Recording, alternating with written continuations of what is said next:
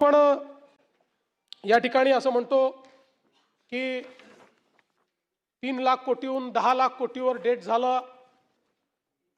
आता जेव्हा आपलं उत्पन्न 16 लाख कोटी होतं तेव्हा आपल्यावरचं कर्ज जवळपास 3 लाख कोटी होतं। आज आपलं उत्पन्न 51 लाख कोटी आहे आणि आपलं कर्ज 9.32 लाख कोटी आहे। त्यामुळे आपण ज्यावेळेस वाढलेल्या कर्जाचा आकडा सांगतो त्यावेळी आपण वाढलेल्या उत्पन्नाचा आकडा सांगताना मात्र अखडता हात घेतो। स्टॅटिस्टिक्स हे एकतर्फी मांडलं तर असं वाटतं की काहीतरी डोंगर उभा होतोय। आणि सगळ्यात महत्त्वाचं काय आहे, डेट टू जीडीपी रेशिओ। आज आपण बघा देशामध्ये महाराष्ट्राचा डेट जीडीपी रेशिओ 18.2% आहे आणि तो पुढच्या वर्षी वाढून आपल्याला 20% दिसतोय, पण तो 20% राहणार नाही आहे। याचं कारण आता नवीन टेक्निकॅलिटी प्रमाणे जे 70,000 कोटी रुपये केंद्र सरकारने कर्ज घेतलं केंद्रच परत दाखवणार आहे, देणार आहे, आपल्याला द्यायचे नाही आहेत ते आपल्याला कारण आपल्या राज्याकरता त्यांनी ते घेतलं कोविडच्या काळातलं, ते आपल्याला दाखवावं लागणार आहे। म्हणून तो 20 दिसतोय पण तो 20 राहणार नाही आहे, तो कमीच राहणार आहे। आता आपल्याला कल्पना आहे की एखाद्या राज्याच्या संदर्भात राज्याची अर्थव्यवस्था चांगली याचे जे परिमाण आहे त्यातलं एक परिमाण आहे की देशाच्या सकल उत्पन्नाच्या किती टक्के त्या राज्याचं कर्ज आहे।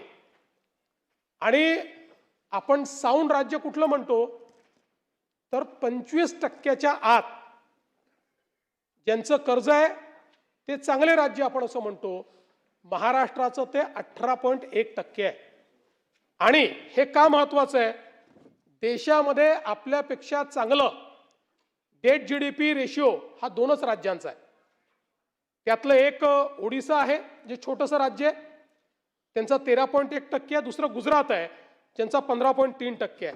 बाकी जर आपण बघितलं काय परिस्थिती आहे बघा, मध्य प्रदेश 30%, राजस्थान 36.8%, पंजाब 46%, हरियाणा 25.5%, हिमाचल प्रदेश 39%, उत्तराखंड 28.2%, बिहार 35%, झारखंड 27%, त्यानंतर पश्चिम बंगाल 38%, मेघालय तर छोटे राज्य सोडून देतो ते सगळे 37च्या वर आहेत।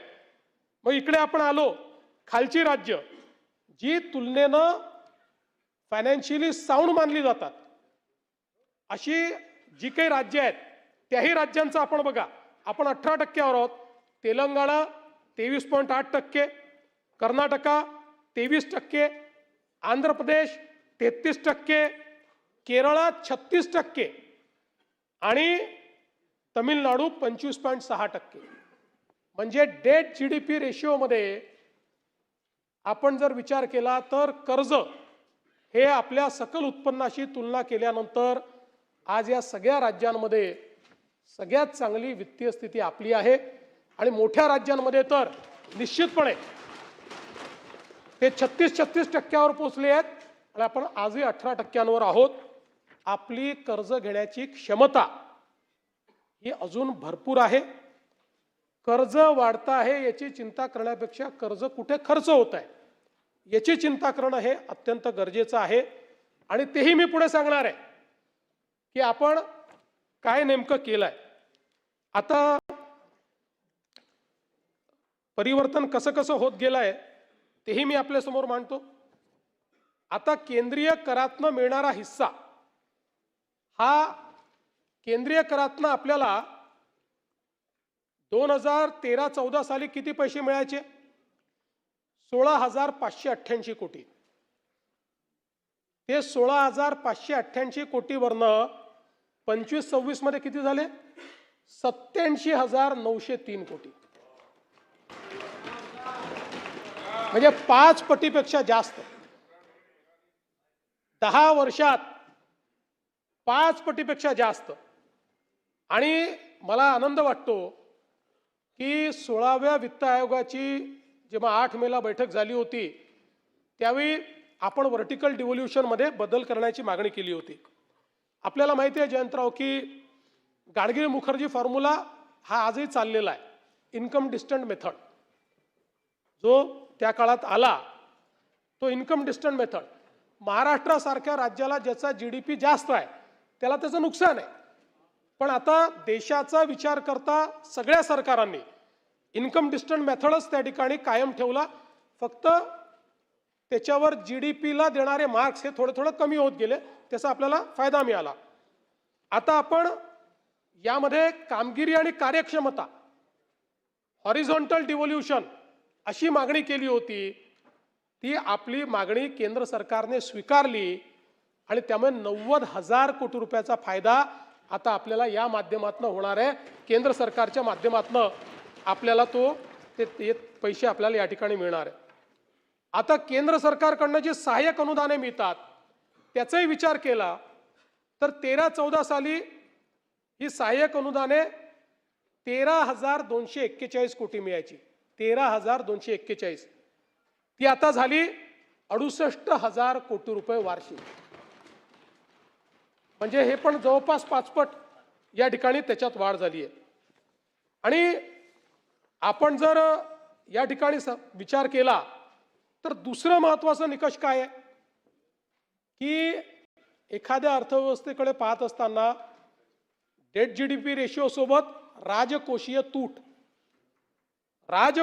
तूट ही 3% आत असली पाहिजे असं आपण या ठिकाणी म्हणतो. FRBM ऍक्टनी पण ते सांगितलेलं आहे. आपण जेवढी मोठी राज्य आहेत त्या सगळ्या राज्यांचं बघा. म्हणजे अगदी काल कोणी तेलंगणाचा या ठिकाणी उल्लेख केला की तेलंगणाचं पर कॅपिटा आपल्यापेक्षा जास्त आहेच कारण हैदराबाद त्यांना मिळालंय. पण त्यांचाही जो राजकोषीय तूट आहे ती 3.5% आहे. 3%च्या आत नाही आहे. महाराष्ट्राने लाडकी बहीण योजना चालवली, शेतकऱ्यांना मोफत वीज दिली, हे सगळं करूनही राजकोषीय तूट आपली 2.78% आहे, 3%च्या आत आहे. आणि दुसरं महसुली तूट. म्हणजे आपण जर महसुली तुटीचा विचार केला तर तीही 1%पेक्षा कमी असली पाहिजे असं आपल्या FRBMने सांगितलेलं आहे. आपली महसुली तूट 1%च्या आत ठेवण्यात आपल्याला जे यश आलेलं आहे ते याही वर्षी आलेलं आहे. आणि आपण विचार केला तर अगदी 19-20चा काळ आपण बघितला तेव्हाही आपण 41,000 कोटीची महसुली तूट होती. ती आता 40,000 कोटीवर आपण आणली आहे. एकूण अर्थव्यवस्था वाढवून देखील. त्यामुळे त्याही बाबतीत मला असं वाटतं की जो फिस्कल प्रुडन्स आहे तो आपण त्या ठिकाणी निश्चितपणे करू शकलो. आणि मग महसुली जमा राज्यामध्ये जी महसुली जमा आहे ती 13-14 साली आपली महसुली जमा किती असायची? ती असायची 1,55,000 कोटी रुपये. मी राऊंड फिगर करतोय, ते बाकी शिल्लक सोडून देतो. 1,55,000 कोटी रुपयावरनं ती 6,16,000 कोटी रुपयांवर 10 वर्षामध्ये पोहोचली. आणि कर्जाचं प्रमाण देखील हे आपण जर म्हटलं साधारणपणे त्यात काही फार फरक नाही आहे. 13-14 साली हे प्रमाण 16.90% म्हणजे 17% होतं, ते 18.5%वर गेलं. त्यामुळे आपण जर, आणि हे जाण्याचं मेन कारण आहे 2 कोविडचे वर्ष आहेत की ज्या 2 कोविडच्या वर्षांमध्ये आपल्याला अतिरिक्त कर्ज घेण्याची परमिशन मिळाली आणि ते अतिरिक्त कर्ज आपण घेतलं, पण काही हरकत नाही.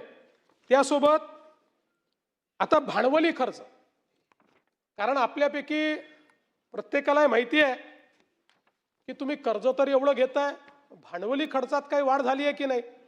भांडवली खर्च केला तरच राज्य त्या ठिकाणी खऱ्या अर्थानं टिकणार आहे. आणि म्हणून 13-14 साली आपला भांडवली खर्च होता वर्षाला 25,129 कोटी. 25,129 कोटी. आता तो किती झालाय? आता तो झाला आहे पॅरास्टेटल सहित 2 लाख कोटी. आणि अगदी प्युअरली पॅरास्टेटलचा आपण का पकडतो की ज्यांना आपण कर्जाची हमी दिली आहे आणि त्यांचं कर्ज करता आपण अकाउंट फॉर करतो आणि त्याचे पैसे देखील आपण आरबीआयला भरतो, त्यामुळे आपल्या कर्जात ते दिसतात. त्यांच्या सहित तो 2 लाख कोटी आहे आणि त्यांना काढूनही टाकलं. म्हणजे उदाहरणादाखल MSRDC किंवा अजून असे आपले जे पॅरास्टेटल्स आहेत ते काढून टाकले तरीही आपला खर्च 1,17,376 कोटी रुपये. म्हणजे 25,000 कोटीवरनं आम्ही 2 लाख कोटीवर पोहोचलोय 10 वर्षांमध्ये कॅपिटल एक्सपेंडिचरमध्ये. आणि म्हणून मला असं वाटतं की ज्या तुलनेनं कर्ज वाढल्या त्याच्या कितीतरी पट तुलनेनं आपण भांडवली गुंतवणूक या ठिकाणी वाढवलेली आहे.